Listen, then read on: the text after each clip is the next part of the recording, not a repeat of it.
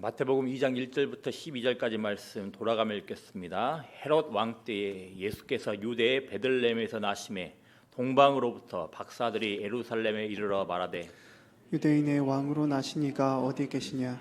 우리가 동방에서 그의 별을 보고 그에게 경배하러 왔노라 하니 헤롯 왕과 온 이스라엘이 듣고 소동한지라.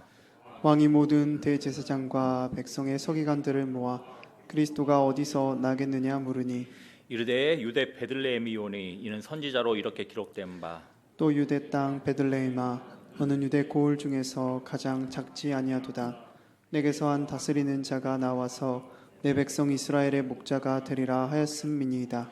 이에 헤롯이 가만히 박사들을 불러 별이 나타난 때를 자세히 묻고 베들레헴으로 보내며 이르되 가서 아기에 대하여 자세히 알아보고 찾거든 내게 고하여 나도 가서 그에게 경배하게 하라. 박사들이 왕의 말을 듣고 갈새 동방에서 보던 그 별이 문득 앞서 인도하여 가다가 악이 있는 곳 위에 머물러 서 있는지라.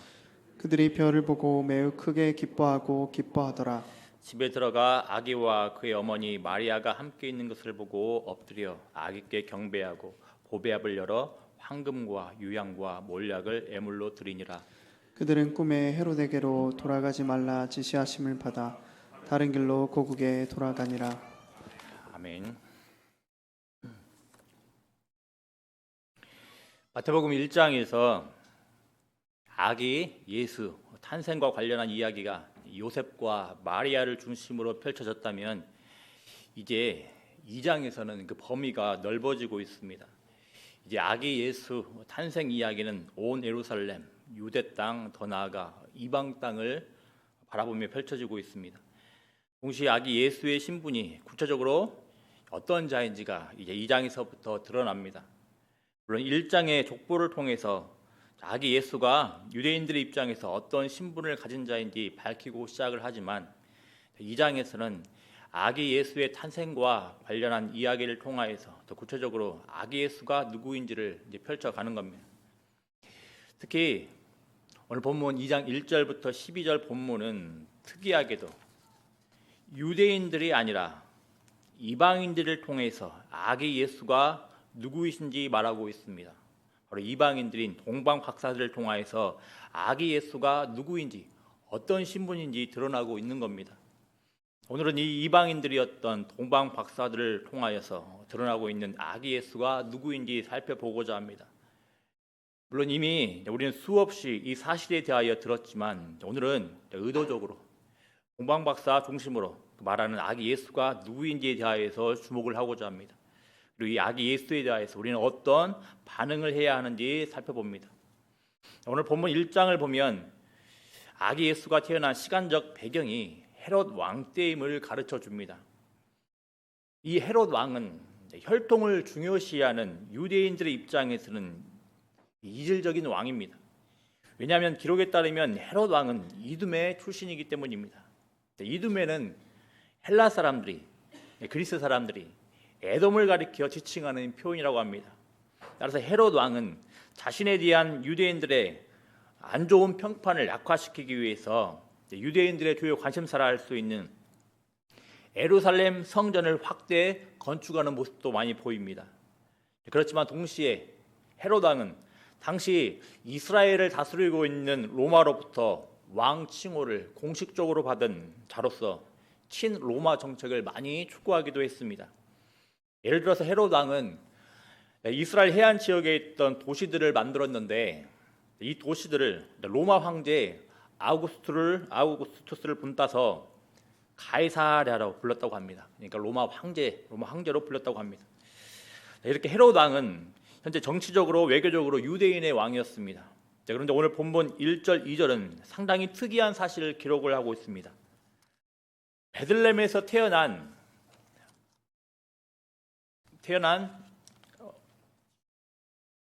잠시만요.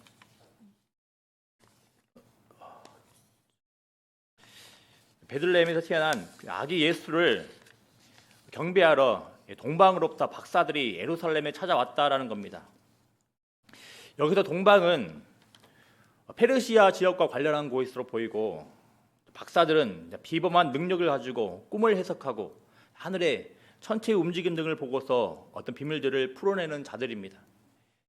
보통 동방에서는 초월적인 지혜를 지닌 자들로 여겨졌다고 합니다. 그런데 바로 이들이 구체적으로 어떻게 하늘 천체를 파악했는지는 알 수 없으나 유대인의 왕과 연결되는 특정 별을 보고서 예루살렘에 찾아왔다고 말을 하는 겁니다. 이렇게 동방 박사들에 따르면 아기 예수는 유대인의 왕입니다. 그렇지만 이 유대인의 왕이 단순히 유대인들을 다스리는 한정적인 의미에서의 기본 통치자들만을 가리키는 표현은 아닙니다. 왜냐하면 유대인의 왕이라는 호칭은 이방인들의 입장에서 유대인들 입장에서는 이 유대인의 왕이라는 호칭은 다윗의 자손, 더 나아가서 다윗의 자손으로 오실 메시아, 이스라엘의 왕이라는 의미를 가지고 있기 때문입니다. 즉 이방인들이었던 동방 박사들에게는 아기 예수가 유대인의 왕이었지만 마태복음에서는 이 유대인의 왕인 아기 예수는 다윗의 자손으로 오실 왕이라는 의미를 가지고 있는 겁니다. 이와 연관하여서 이미 마태복음은 1장을 시작하는 족보를 통하여서 아기 예수가 다윗의 자손으로 오실 왕 메시아임을 밝히고 있습니다. 1전에 말씀드린 대로 개역 개정 성경에서는 1장 1절을 아브라함과 다윗의 자손 예수 그리스도의 계보라고 시작을 하고 있지만 헬라 원문을 보면 다윗과 아브라함의 자손으로 시작을 합니다.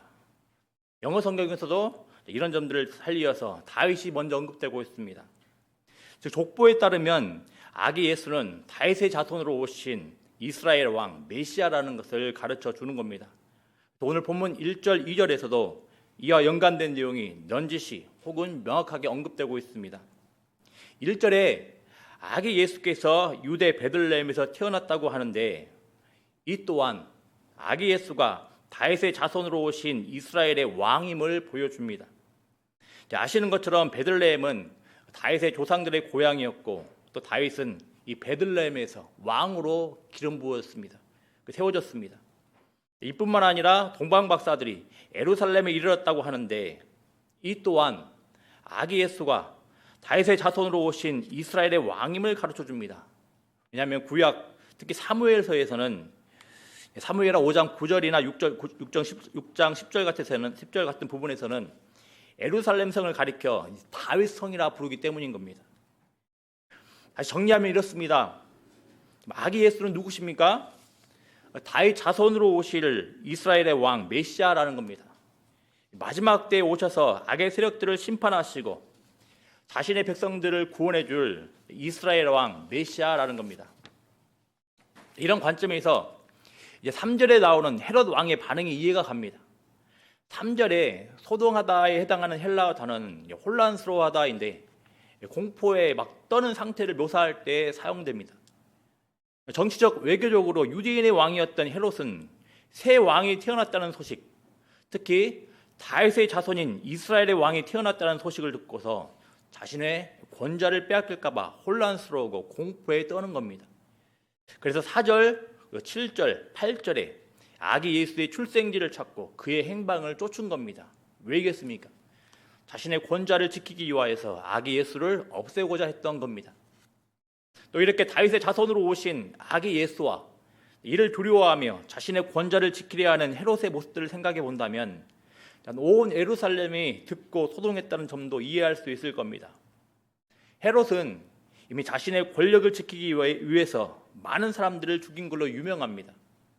특히 자신의 권력욕 때문에 자신의 세 아들 또한 처형했다고 합니다. 자연스럽게 온 예루살렘의 분위기는 헤롯 왕의 그 잔인한 반응 등을 예상하면서 혼란스러웠을 것이고 겁에 질렸을 겁니다. 이렇게 아기 예수가 태어난 사건은 온 예루살렘에 큰 파장을 불러왔습니다. 그렇지만 이런 이야기의 흐름 가운데서도 우리가 놓치지 말아야 할 중요한 점이 있습니다. 바로 이스라엘의 목자가 베들레헴에서 태어나리라는 사실들을 헤롯의 요청을 받은 대제사장들과 서기관들에 의하여서 입증되어진다는 겁니다. 훗날 예수님을 대적하여 십자가에 내어주는 세력들에 의해서 좀 아이러니하게도 아기 예수가 메시아임이 다윗의 자손으로 오시는 이스라엘의 왕임이 입증되고 있는 겁니다. 무엇을 통해서입니까? 기록되었을 때 바로 성경을 통하여서 바로 구약 성경을 통하여서 입증되었다라는 겁니다. 이들이 다윗의 자손으로 오시는 이스라엘의 왕과 베들레헴을 어떤 기록에서 가져오는지 한번 다 같이 읽어보도록 하겠습니다. 6절 말씀 우리 같이 한번 읽어보겠습니다. 또 유대 땅 베들레헴아 너는 유대의 고을 중에서 가장 작지 아니하도다. 내게서 한 다스리는 자가 나와서 내 백성 이스라엘의 목자가 되리라 하였음이니이다. 아멘. 6절 상반부에서도 하나님께서 보내주시는 이스라엘 왕이 어디에 연결되어 있습니까? 다윗과 연결된 유대 땅 베들레헴이라고 합니다.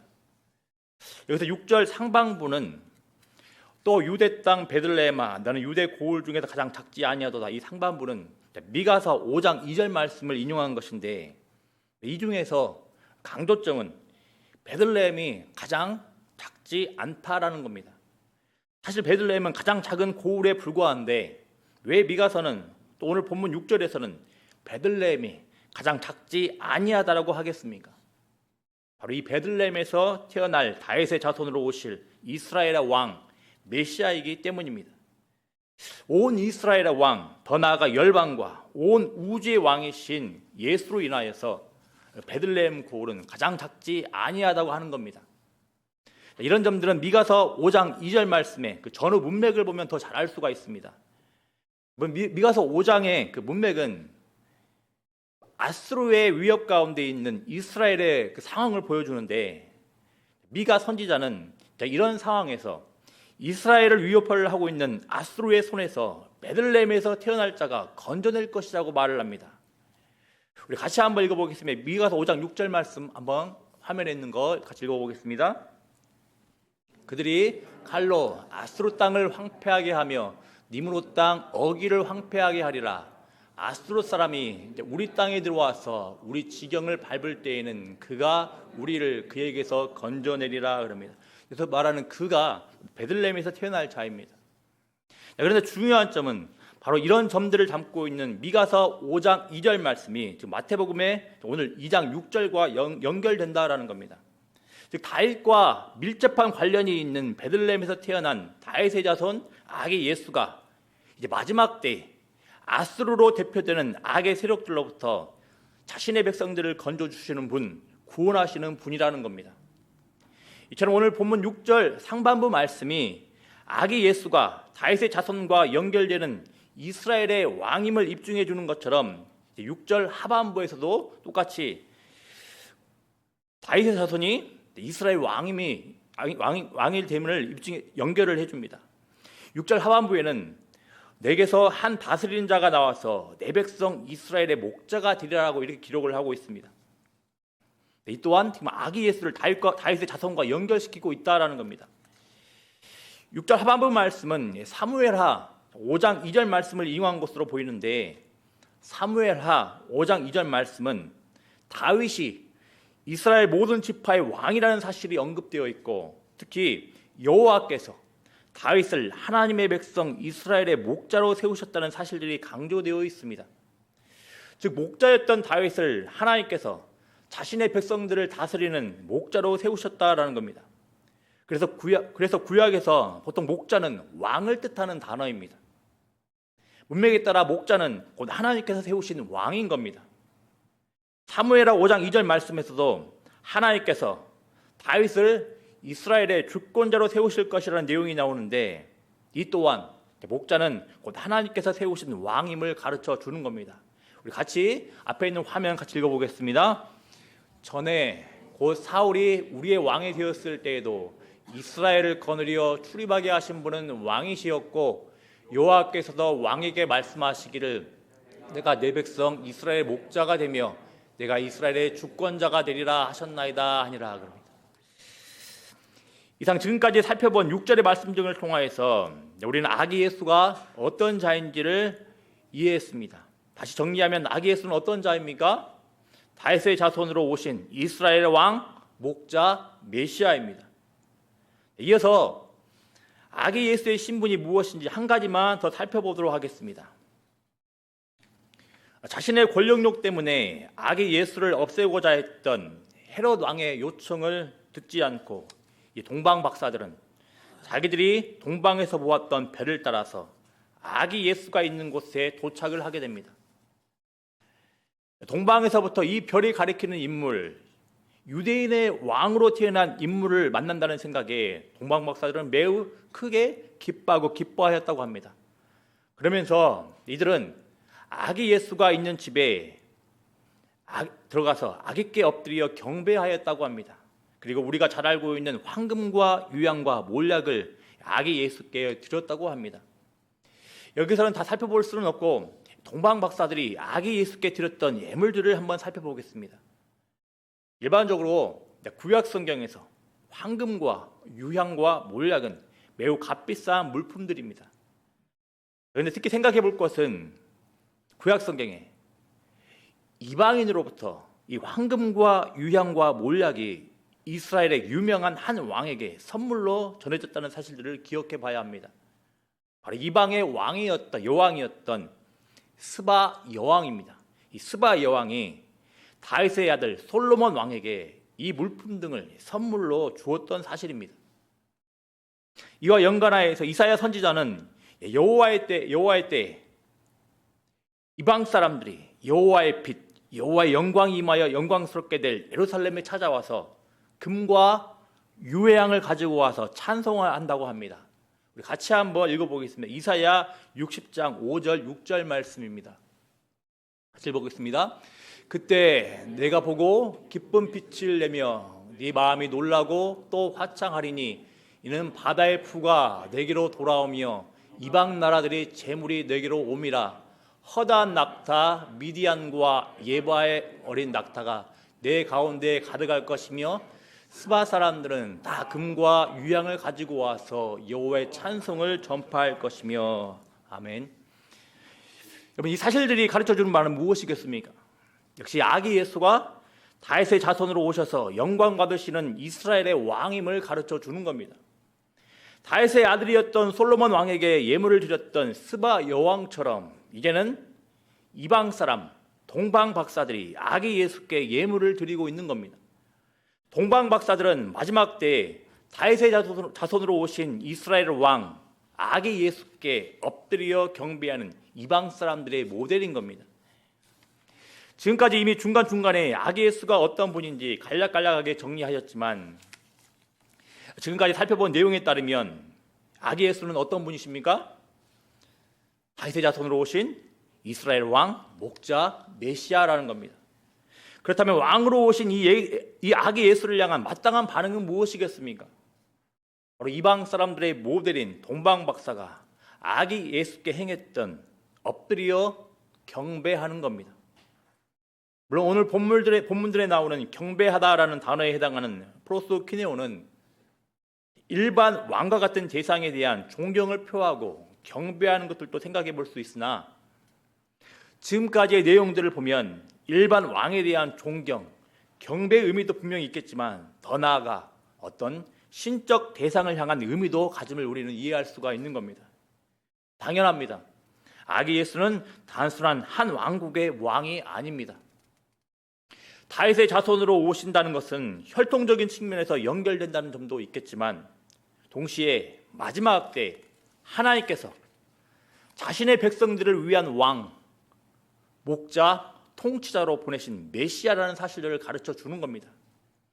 구약에서 여호와의 때, 마지막 때 자신들을 구원해줄 메시아를 여호와로 바라보고 있는 점들을 고려를 하면 마태복음에서 이 아기 예수는 자신의 백성들을 돌보시기 위해 임하신 하나님 그분이시라는 겁니다.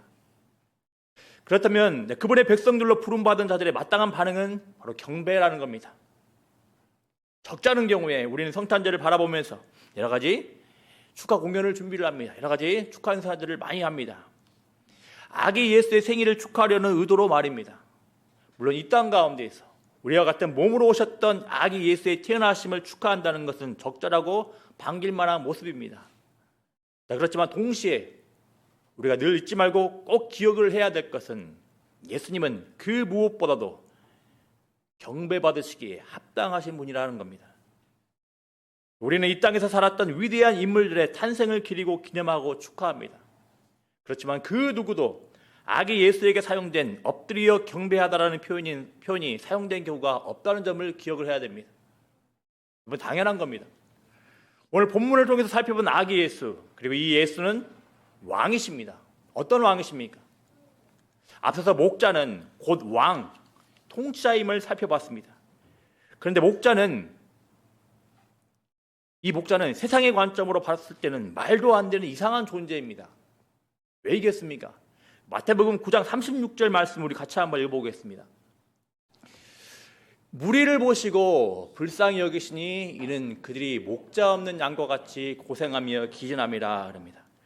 금방 읽은 마태복음 9장 36절에서 이 왕으로 오신 이 목자가 어떤 목자인지를 함축적으로 보여줍니다. 다윗의 자손으로 오신 목자 예수님은 목자 없는 양, 곧 왕이 없는 상태처럼 고생하며 기진한 그 무리를 불쌍히 여기셨다고 합니다. 그럼 정말 이 무리들이 진짜 목자, 왕이 없었겠습니까? 아닙니다. 있었습니다.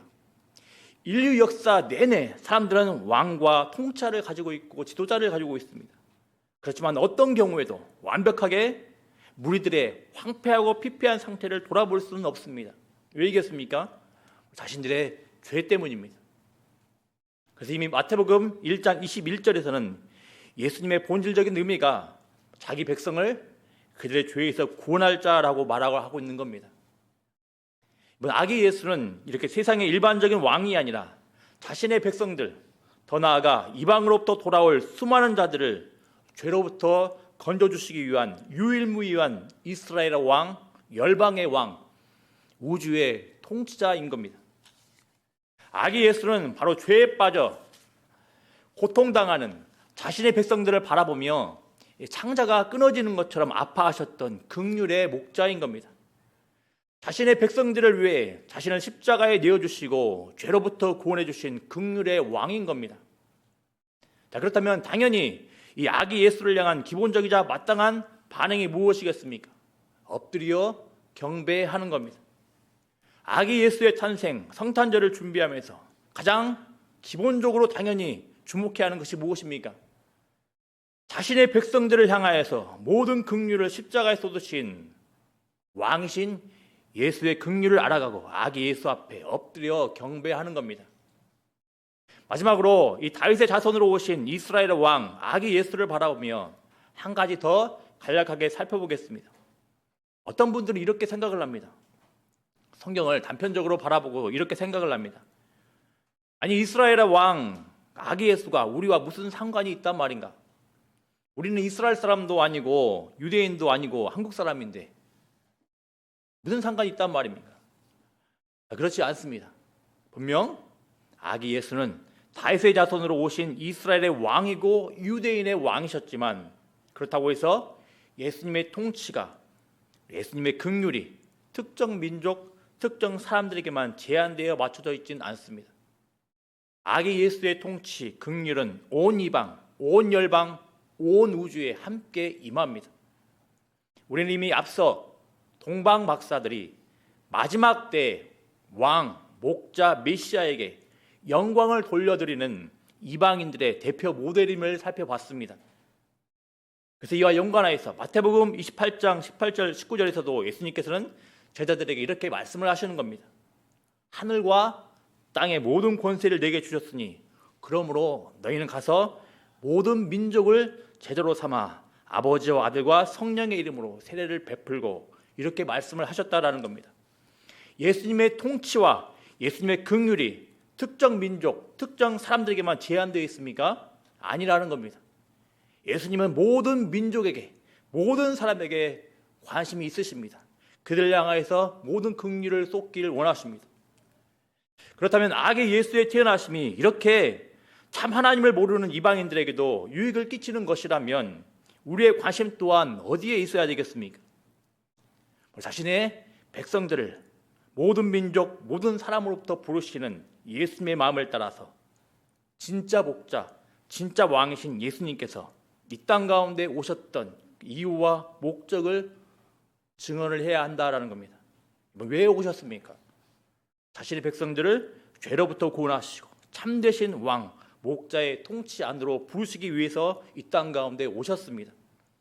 참다운 안전과 참다운 평안과 참다운 기쁨과 참다운 자유를 누릴 수 있는 그 복을 주시기 위하여서 이 땅 가운데 우리 아기 예수가 오셨다라는 겁니다. 말씀드렸습니다. 성탄절을 맞이하는 우리 합당한 반응은 왕으로 오신 예수님께 엎드려 경배하는 것이라는 점을 살펴봤습니다. 그렇다면 본질적으로 우리 자신이 왕이 되어 살아가는 그 모든 시도와 모습들을 포기하는 것이 마땅한 겁니다. 참 왕 되신 예수의 은혜 앞에 들어가는 것이 진정 복임을 믿으며 내가 주인 삼은 모든 시도들을 접는 겁니다. 그럼에도 혹여 여전히 내가 왕이 되어서 살아가는 모습들을 포기하지 않고 여전히 붙들고 계십니까? 헤롯 왕처럼 자신의 자리, 자신의 권좌를 내려놓지 않기 위하여서 여전히 공포스러워하며 여전히 예수님을 무시를 하고 예수님에게서 멀리 떨어지기 위해서 그렇게 애를 쓰십니까? 참 왕이신 아기 예수의 통치 앞에 이런 모든 시도들과 모습들을 내려놓는 은혜가 있기를 기도합니다. 그래서 성탄이 주는 참 기쁨과 자유를 누리는 은혜가 있기를 소망합니다. 말하기는 우리의 왕 되신 아기 예수의 태어나심을 앞두고 참다운 왕이신 예수를 향한 우리의 마음을 다시 조정하는 은혜가 있기를 기도합니다. 혹이라도 세상의 흐름을 따라서 아기 예수에 대한 마음이 흐트러져 있다면 다시 재조정되는 은혜가 있기를 소망합니다. 성탄절 준비하고 성탄절을 맞아 마음껏 기뻐하시고 축하하십시오. 축하하시되 꼭 잊지 말길 바랍니다. 이때의 기쁨은 바로 경배받기에 합당하신 아기 예수로 인한 기쁨임을 꼭 기억하시길 바랍니다. 더불어 어떤 자에게도 제한 없이 풍성하게 임하는 이 성탄의 기쁨을 평생토록 증언하는 은혜가 있기를 기도합니다. 찬양하겠습니다.